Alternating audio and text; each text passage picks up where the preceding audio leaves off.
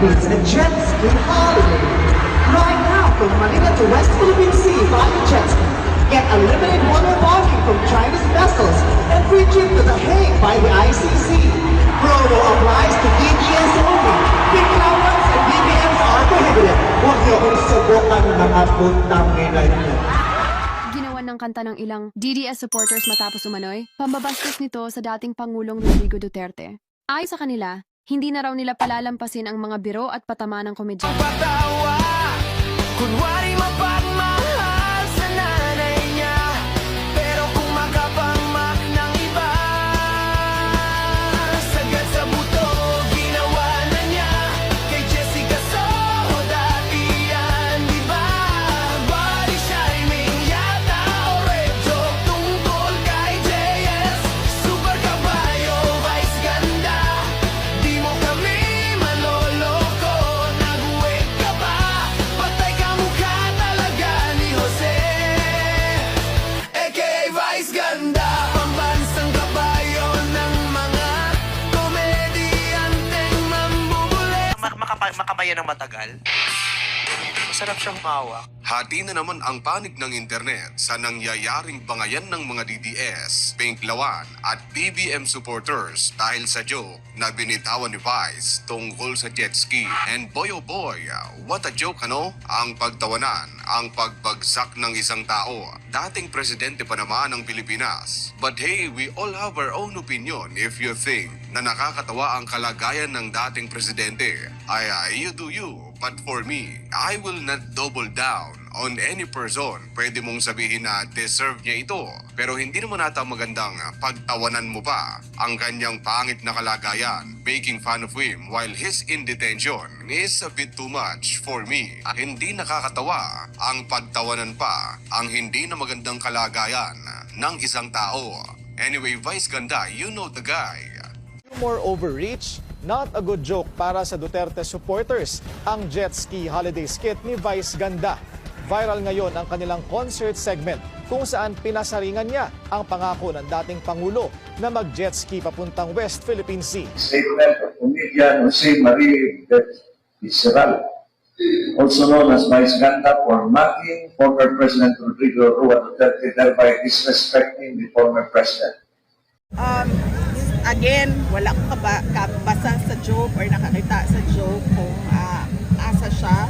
But kung unsa man ang decision sa City Council of Davao, it has to be a majority decision. And the City Council of Davao is the correct body to declare a persona non grata diri sa ato ang syudad because they are representatives of the 3 districts of Davao City. Thank you. Last ma'am, we have Ma'am G. Napasamin ay. Pero una kasi, ano naman yung concert naman yun eh. Parang show naman yun. So, hindi kailangan na maging balat sibuyas ang sinuman. At ito naman talaga ay nangyari. Ginoke din naman ni dating Pangulong Duterte yung tungkol sa jet ski. Sinabi pa niya na ang naniwala sa kanya nung sinabi niya sasakay siya sa jet ski para sa West Philippine Sea. Sinabi niya stupid. O di ba yung joke na yon, mas marami nasaktan na Pilipino. So ngayon, kung ginamit ito as part ng concert, siguro dapat hindi naman sila mapikon. Kasi sinabi din naman ng Pangulo, lahat naman halos ang sinabi ng Pangulo, di naman lahat halos. Karamihan sa sinasabi, kapag ka medyo may mali, ang sasabihin ng spokesperson niya, joke. So, pero hindi naman tayo tumatawa pag sinabi naman joke noon. So ngayon, maraming nanood. So yung mga ayaw siguro mapanood yung concert na yun para hindi masyadong masaktan, huwag niyo nang panoorin. Yun lang. Amin lang, that was in utter bad taste. Well, of course, hindi ka naman talaga icon of good taste, no? Dahil yan ang iyong brand of humor, pero sana ilagay naman sa tama. Alam mo kasi tayo mga Pilipino, kapag isang tao ay nakadapa na, hindi na sinisipa, Vice Ganda. Ang ginawa mo, nasa sahig na si Tatay Digong, nandun na, nakakulong na, 80 anyos, mamamatay na ata sa kulungan, sinisipa-sipa mo pa. Anong kaligayahan ang nakukuha mo sa ganyang gawain? Tatay Digong at Inday Sarang usapan, ayaw yun mig bikla og surang-suranga. Kay di tagyog ka undangan, hanto di kamuti orok diha. Kaya, Bitch, back off. Proud DDS here. Vice, try mo kaya ulit mag-world tour. Amerika, Canada, Singapore, Dubai, Hong Kong, Japan. Tingnan natin kung gaano ka susuportahan ng followers mo. Curious lang ako. Inggit daw ako kay Vice Ganda. Sige, isa-isahin natin. Yaman? Oo, mayaman siya. Pero kumikita din ako ng malaki at marangal as data center IT engineer dito sa Japan. Travel? Ginagawa ko rin. At hindi para magpatawa sa comedy bar. Propesyon? 2 ang kurso ko. Licensed professional teacher? At syempre, data center IT engineer sa Japan. Edukasyon? Walang sablay. Mukha? Walang ritoke. Natural. Walang dagdag. Walang bawas. Skin ko? Morena. Wala akong glota, deadma. Walang ritoke. Walang chemical. Love life? Siya may 1. Ako may 10. Kaya kung inggit ang issue mo, inggit nga ba ako? O masakit lang talaga na real talk ko, ang idol nyo, walang labis, walang kulang.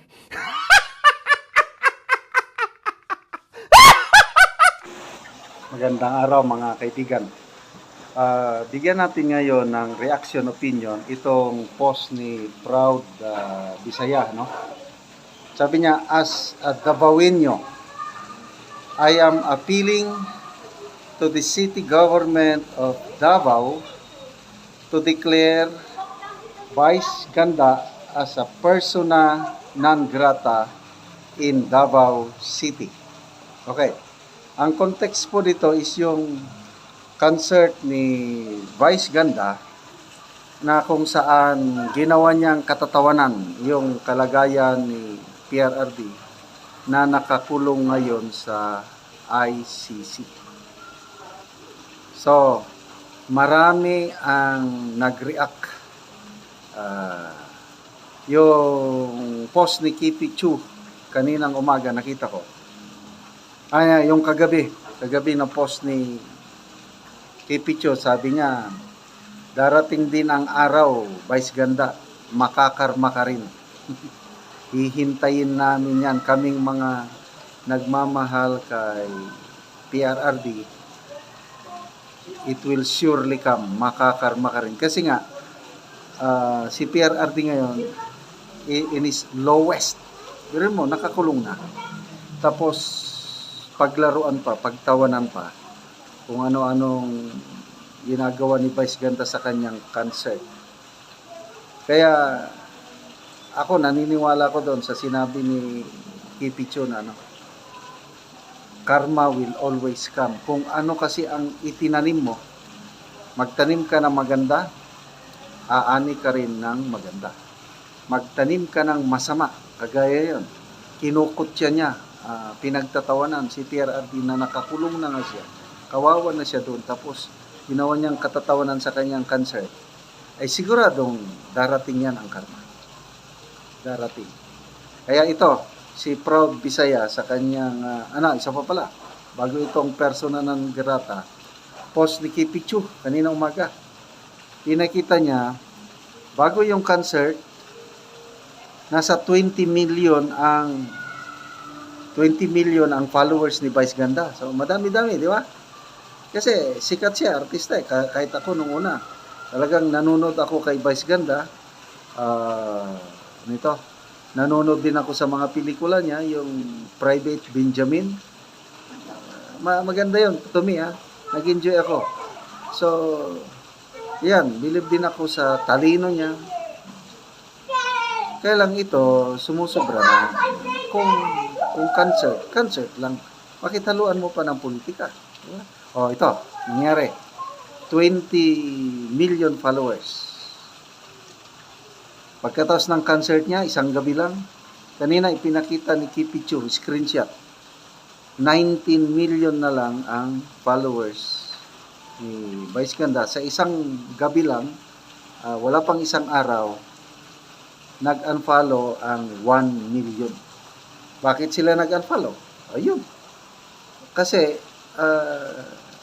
ano na talaga, sumobra na yung paglapastangan niya sa ating minamahal na dating Pangulong Duterte. So, I don't know, sa ngayon kung ano na, i-monitor ko mamaya kung nadagdagan ba, and I'm sure, madadagdagan pa ang mag-unfollow sa kanya. Meron pa yung mga nabasa kong comments kagabi, pati si Kipichu na naipost niya na marami ng mga nagmamahal sa mga Duterte. Suggestion nila is i-boycott lahat ng mga produkto na ini-endorse ni Vice Ganda. Kasi marami siyang endorsement sa totoo lang. Sikat siya. Ngayon ito, sinobrahan niya. Pati yung matanda na nga doon, nakakulong, pinaglaruan pa niya, pinagtawanan, para lang, I don't know, kung ano ang kanya. Alam mo naman kasi, siguro, dahil nga sa, ano siya sa Showtime, ABS-CBN, baka na ano na sila ng may-ari, ang bagong may-ari ng ABS na gawin ang lahat para sirain ang mga Duterte. Baka ito na, gusto nilang sirain. But sige lang. You cannot put a good man or woman down. Okay, punta na tayo dito sa persona non grata. Ako personally, hindi lang sana Davao City, buong Mindanao, mga LGUs, katulad ba ni Sub-Saharan Africa, si Richard Hidarian. Ang namonitor ka lang, 3 LGU ang nag-declare sa kanya na persona non grata. Una sa may Basilan, I think Isabela City. Pangalawa, El Salvador City sa Misamis Oriental, and sa Bukidnon, Lantapan. 3 lang yan na monitor ko. I believe may mga sumunod pang LGU. Dineclare nila na persona non grata si Richard Hidarian dahil sa pambabastos niya, pangmamaliit niya sa taga Davao. Parang tingin niya sa atin nga taga Mindanao, mababa ang antas ng buhay, parang Africa lang. So, sana makaabot itong post na ito kay Mayor Baste. Yes, declare siya. And other cities. Susunod, okay. Dale Acarab, persona non grata to all Cebuano speaking regions. Kasi Bisayang tako si Tatay Digong. Tapos may minaliit. Sige, tignan natin Hindi lang ano pa. Peronilla Dizerel, malaos gyud nang wala sa oras. Yun na nga. 1 million na ang nag-unfollow sa kanya in less than 1 day. Mary Grace Prade, agree ko, ani. So, Chris Ramos, agree, pag concert, walang haluan ng politika. Tama. Kimberly Tanyo, correct yun, sobraan naman sab. Rosadilla Alonso, yes, agree ako dyan. Whole Mindanao na, not only in Davao. By MC, agree, laban Davao. Chris Gabiana, kaya palaging talo mga kakampuet. Asal kabayo, kasi, wow, Titing Makaya, agree ako dyan. Ang daming agree. Rena Baloyot, ito yung komedyanteng bakla na yumaman at part sa kanyang pagyaman ang panglalait niya sa kapwa. Kaya naman tanggapin dahil yan ang main source of niya sa balit. Nasobrahan. Okay. So, sana darating ang panahon, aksyonan ito ng Cebuano speaking regions, not only Mindanao, pati Cebu.